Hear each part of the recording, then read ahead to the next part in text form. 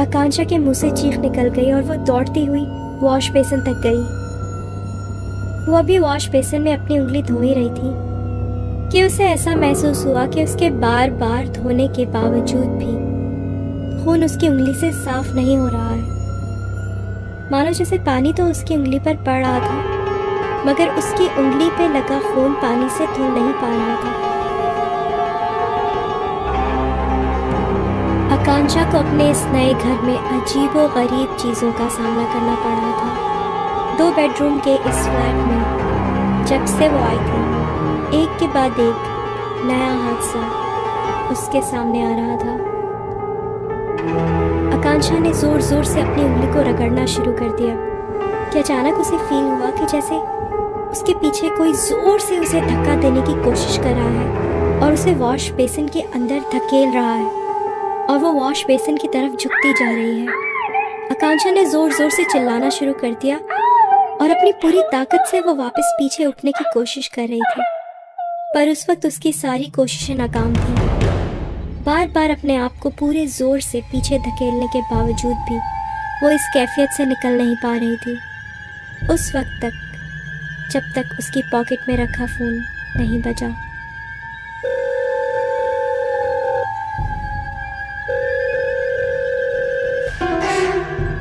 Phone बजने के साथ ही सब कुछ वापस नॉर्मल हो गया।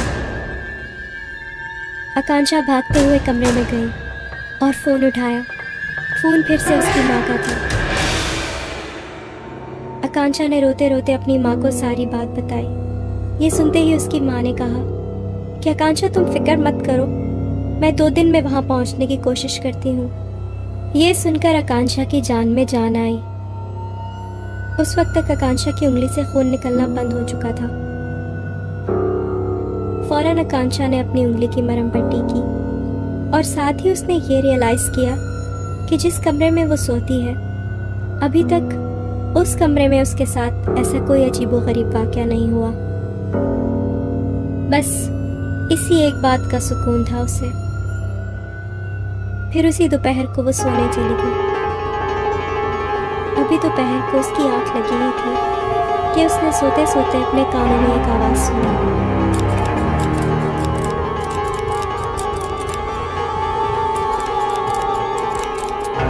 आकांक्षा बहुत नींद में थी। सोते सोते ये आवाज़ सुन के उसे महसूस हुआ कि जैसे वो कोई ख्वाब देख रही है, पर जब नींद से उसकी आंख खुली तो अपने हाथ में एक कैंची देख के वो पूरी तरह से चौंक गई थी। उसने अपने बेड की साइड टेबल पर रखे हुए लैंप को ऑन किया तो उसके पैरों से जैसे ज़मीन निकल गई। पूरे कमरे में बाल ही बाल बिखरे पड़े थे। आकांक्षा के चेहरे पे खौफ तारी हो गया। उसने जल्दी से अपने सर पे हाथ फेरना शुरू कर दिया तो उसके लंबे खूबसूरत बाल उसे जगह जगह से कटे हुए महसूस हुए।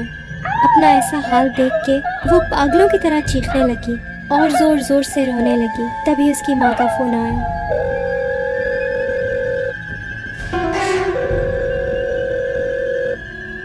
आकांक्षा ने रोते रोते अपनी माँ को सारी बात बताई।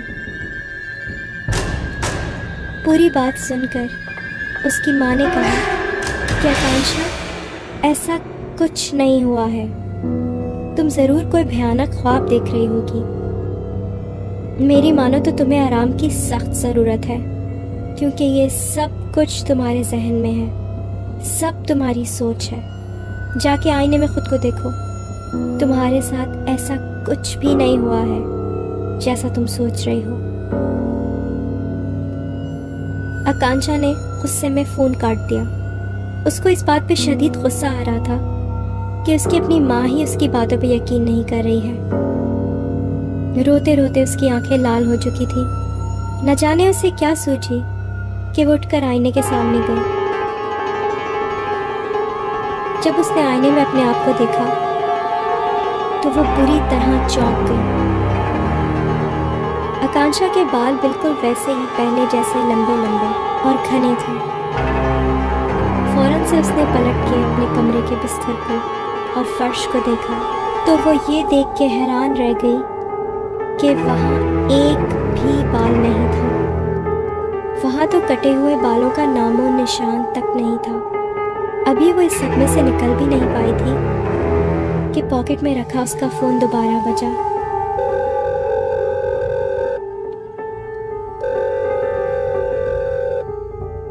इस बार फ़ोन आकांक्षा के डैड का था, जो उसकी आवाज़ सुनते ही समझ गए थे कि कुछ तो है जो सही नहीं है। उनके पूछने पर आकांक्षा ने उन्हें सारी बातें बताई और ये भी बताया कि अगर मॉम नहीं होती और ठीक वक्त पे उनका फ़ोन नहीं आता तो शायद वो इन्हीं मुसीबतों में अटकी रहती। ये सुनते ही आकांक्षा के डैड ने एकदम चीखते हुए गुस्से से आकांक्षा को कहा, आकांक्षा, कितनी बार मैं तुम्हें समझाऊंगा, तुम क्यों नहीं इस चीज़ को मान लेती कि तुम्हारी माँ मर चुकी है। हाँ, ये अच्छा है कि तुम्हारी माँ हमेशा तुम्हारे साथ है, तुम्हारे ख्यालों में, मगर इस तरह एक मरे हुए इंसान को हकीकत का नाम देना तुम्हें पागल कर देगा। ये तुम्हारी बीमारी बनता जा रहा है। मैं हर दिन तुम्हें इस तरह पागलों की तरह नहीं समझा सकता कि तुम्हारी माँ मर चुकी है, मान लो ये बात। आकांक्षा ने रोते रोते फ़ोन डिस्कनेक्ट किया और उसके बाद अपनी रिसीव्ड कॉल्स की लिस्ट चेक की तो उसमें माँ का कोई नंबर ही नहीं था। अपनी इन्हीं उलझनों में आकांक्षा मज़ीद उलझती चली जा रही थी। जो कुछ भी उसके साथ हो रहा था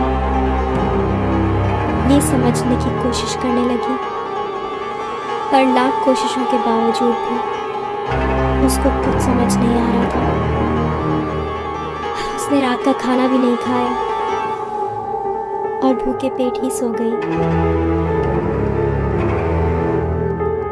पूरे कमरे में दोबारा एक अजीब सी आवाज़ गूंजने लगी, जो आकांक्षा अपने कानों में साफ साफ सुन पा रही थी। ये आवाज़ उसके फ्लैट के सेकंड बेडरूम से आ रही थी।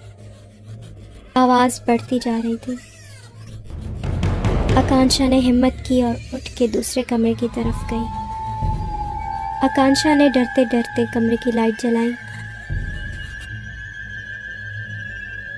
तो आवाज़ तो बंद हो गई, पर उसकी नज़र जब ज़मीन पर पड़ी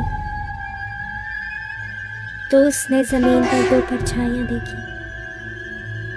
वो डर के मारे भागते हुए अपने कमरे में गई और अभी उसने अपने कमरे का दरवाज़ा बंद किया ही था कि पॉकेट में रखा उसका फ़ोन बज उठा।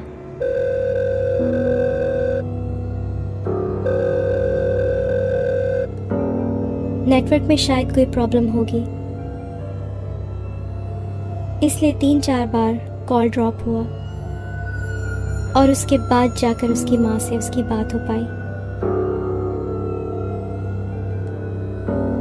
आकांक्षा ने रोते रोते अपने साथ हुई सारी बात अपनी माँ को बताई, जिसे सुनकर माँ ने कहा कि आकांक्षा, इसमें इतना घबराने की कोई बात नहीं है।